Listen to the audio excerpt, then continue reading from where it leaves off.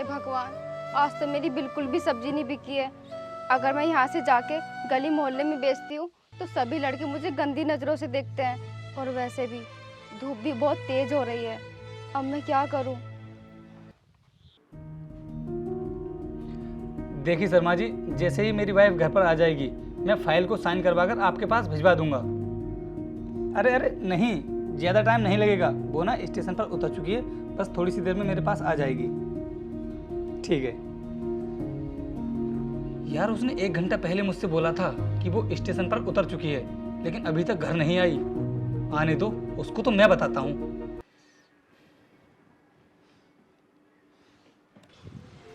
ए लड़की, ये टमाटर किस रेट दिए हैं? साहब, आपको कितने चाहिए? मुझे कितने भी चाहिए, तू बस रेट बता। कितने रुपए किलो दिए हैं? साहब, 40 रुपए किलो दिए हैं। क्या 40 रुपए किलो? तेरी सब्जी क्या दुनिया में अलग है जो इतनी महंगी बेच रही है? साहब, मैंने इतने भी गलत रेट नहीं बताए हैं जो आप इस तरीके से बात कर रहे हो। दिन दहाड़े लोगों को लूट रही है तू। साहब, आप मार्केट में जाकर पता कर लीजिए, आजकल टमाटर के यही रेट चल रहे हैं। चल ठीक है, मुझे मत बता, सब कुछ पता है मुझे कि सब्जी क्या रेट चल रही है।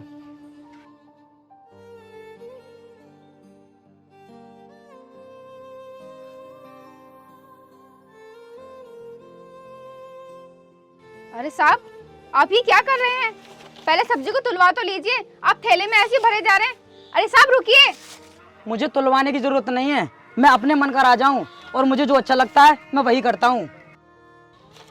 अरे साहब, मेरी सब्जी के पैसे तो देते जाइए। अरे साहब सुनिए।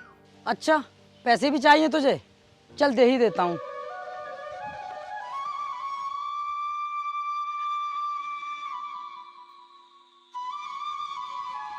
ये पकड़ 10 रुपए।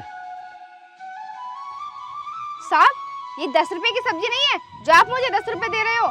और दूसरी बात, ये नकली नोट है, इसको अपने पास ही रखिए। क्या कहा? ये नकली नोट है, लेकिन तुझको कैसे पता? साहब, इसके दोनों तरफ ना अलग अलग नंबर है, आप खुद ही देख लीजिए। तो उससे क्या फर्क पड़ता है? और वैसे भी आजकल नोट पर नंबर कौन चेक करता है? साहब, मैंने बोल दिया ना, मुझे ये नोट नहीं चाहिए। क्यों पागलपन कर रही है तू? अगर ये नोट नहीं भी चले ना तो मुझे वापस कर देना। ठीक है, अगर आपने इस नोट को बाद में पहचानने से इनकार कर दिया, फिर मैं इस नोट को क्या करूंगी? चल दे मुझे, मैं इस पर साइन कर देता हूँ, फिर तो पहचान लेगी। ये ले। ठीक है साहब, मैं इस नोट को रख लेती हूँ, लेकिन बाकी पैसे भी तो दीजिए मेरे। अब मैं इससे ज्यादा पैसे नहीं दूंगा तुझको।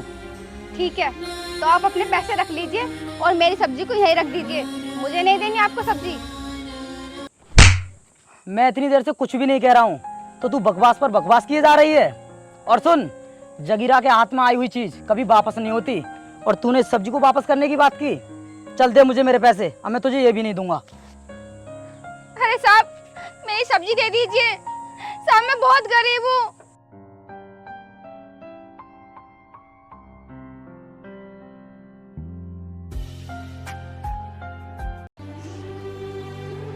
भैया, भाभी जी का एक्सीडेंट हो गया है। ये क्या बात कर रहे हो तुम? सोच समझ कर बोलो, उसके साथ में मेरा बेटा भी गया हुआ है। हाँ भाई, ये बिल्कुल ठीक कह रहा है, आप जल्दी से हमारे साथ चलिए। लेकिन कहाँ पर हुआ है एक्सीडेंट? शहर से 20 किलोमीटर दूरी पर जो महादेव सिटी है ना, उसी के पास हुआ है। क्या 20 किलोमीटर दूर? लेकिन अभी थोड़ी देर पहले उससे मेरी बात हुई थी, तो वो बोल रही थी कि मैं स्टेशन पर उतर चुकी हूँ और थोड़ी देर में घर पहुँच जाऊंगी। भैया, अभी बातें करने का टाइम नहीं है, आप जल्दी चलिए, दोनों की हालत बहुत गंभीर है। ठीक है, चलो हम जल्दी निकलते हैं।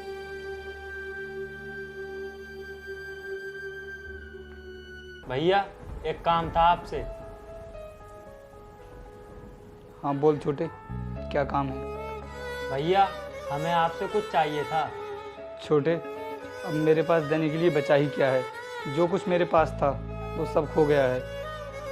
भैया आप दुखी मत हो, हम हैं ना आपके साथ, हम आपका सहारा बनेंगे। आप अपने आप को कभी अकेला मत समझना। तुम लोग मुझे ये बताओ कि किस काम से आए थे? भैया, इस पर आपके साइन चाहिए थे। ये किस चीज़ के पेपर हैं विक्रम? भैया, किसी कंपनी से डील करने की बात चल रही है, उसी के पेपर हैं ये। चल ठीक है, अभी साइन करता हूँ। बता मुझे कहाँ पर करने हैं? ये ले। भैया आप भी हमारे साथ गांव चलिए, और जब आप गांव में रहेंगे तो इस सिचुएशन से बाहर निकल पाएंगे। तुम लोग ठीक कह रहे हो, वैसे भी मेरा काम करने में मन नहीं लग रहा है, और 4-5 महीने के लिए कंपनी को तुम ही संभाल लेना, मैं गांव में ही रहूँगा। ठीक है भैया, आप चिंता मत कीजिए, कंपनी के जितने भी काम हैं हम संभाल लेंगे।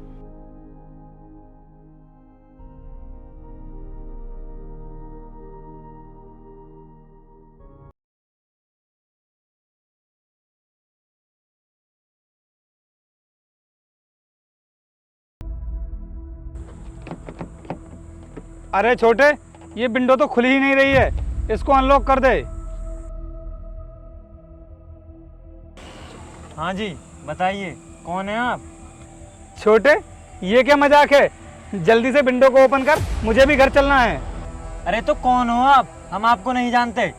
छोटे, तू मुझे पहचानने से इनकार कर रहा है, और वो भी अपने भाई को। अरे कौन भाई और किसका भाई? हमारा कोई भाई नहीं है। तो जैसे भिखारी तो सड़क चलते मिलते रहते हैं हमें। अरे वीर, इसको क्या हो गया है? तू ही समझाना इसको। अब ओए, कौन है तू और तेरी हिम्मत कैसे हुई मेरा नाम लेने की? चला जा यहाँ से। देखो, तुम लोग मेरे साथ ये सब नहीं कर सकते, और तुम्हें पता है ये गाड़ी और ये सारी प्रॉपर्टी मेरी है। इस गाड़ी पर तेरा कोई भी अधिकार नहीं है, और ना ही इस प्रॉपर्टी पर। हमारा काम हो गया है, अब तू कहीं भी जा। ये तुम लोग मेरे साथ ठीक नहीं कर रहे हो, देख लेना, मैं कोर्ट तक जाऊंगा। कोर्ट तक जाने का मौका हम तुम्हें देंगे ही नहीं। फिर तुम कैसे जाओगे? तुम लोग अभी रुको, मैं पुलिस स्टेशन में जाकर ना तुम्हारी शिकायत करता हूँ, तब पता चलेगा तुम्हारे लिए। जगीरा भाई, अगर ये पुलिस तक पहुंच गया ना तो हमारा सारा काम फेल हो जाएगा। एक काम करते हैं, पहले से ठिकाने लगाते हैं।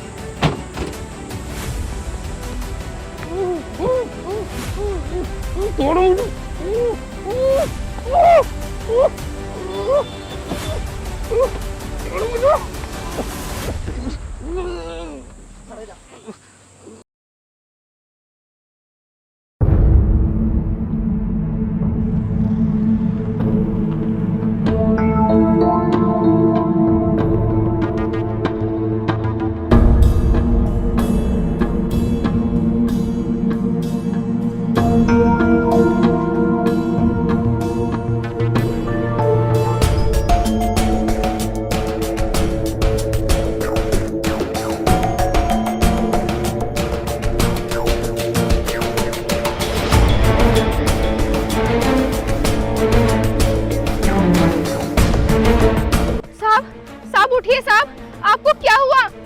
उठिए साहब। और वो लोग कौन थे जो आपको ऐसे फेंक के गए? साहब उठिए साहब, साहब उठिए साहब, उठ जाइए साहब। बताइए साहब, आपको क्या हुआ था, और कौन थे वो लोग जो आपको गाड़ी में से फेंक के चले गए?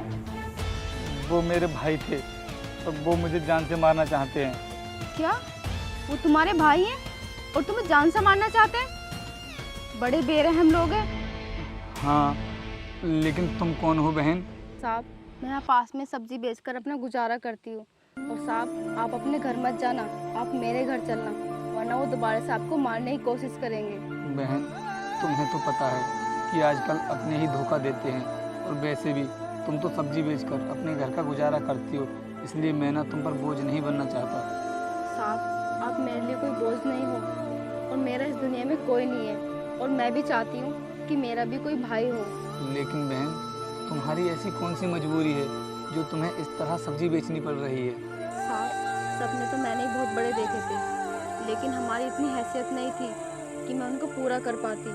बहन, अब तुम चिंता मत करो, जब तुमने मुझे अपना भाई मान ही लिया है तो हम दोनों मिलकर खूब मेहनत करेंगे और अपनी ज़िंदगी में ना बहुत पैसा कमाएंगे, क्योंकि मैं भी पूरी तरह से टूट चुका हूँ। चलो भैया, अब घर चलते हैं।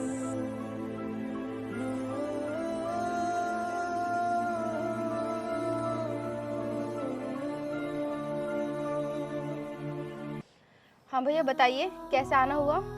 बहन, मैं तेरे पास कुछ काम से आया हूँ। हाँ भैया, बताइए किस काम से आए हो आप?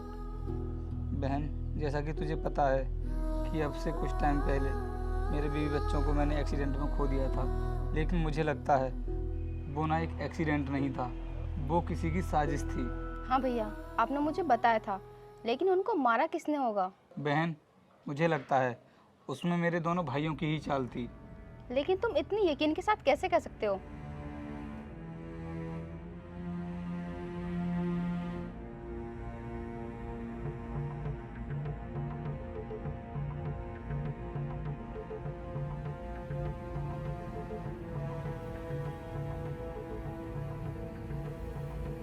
और बहन, तू तो अब सीबीआई ऑफिसर बन चुकी है, तो मैं चाहता हूँ कि तुम इस केस की सही तरीके से इन्वेस्टिगेशन करो।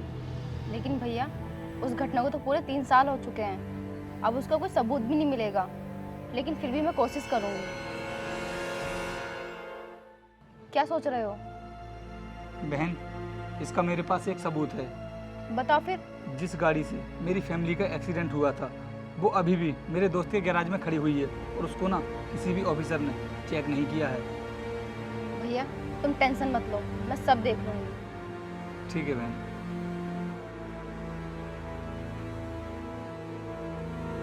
नोएडा के सेक्टर 24 में इस प्रोविडेंट फंड दफ्तर पर सीबीआई ने कल छापेमारी की। सीबीआई ने छापा मारकर एक पीएफ इंस्पेक्टर को घूस लेते हुए रंगे हाथों पकड़ा। बताया जा रहा है कि हाल ही में पंजाब नेशनल बैंक के 2 अधिकारियों ने सीबीआई को पीएफ दफ्तर में ली जा रही मोटी घूस के बारे में शिकायत की थी।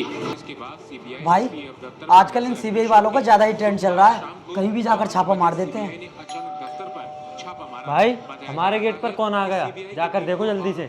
ठीक है, मैं भी जाता हूँ।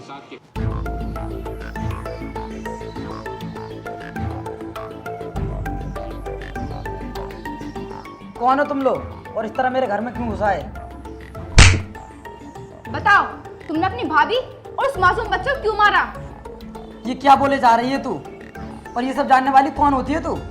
हम लोग सीबीआई से हैं और हमें पता चला है उनको तुमने ही मारा है। तुम सीबीआई से हो तो इतना बड़ा इल्जाम हमारे ऊपर कैसे लगा सकते हो?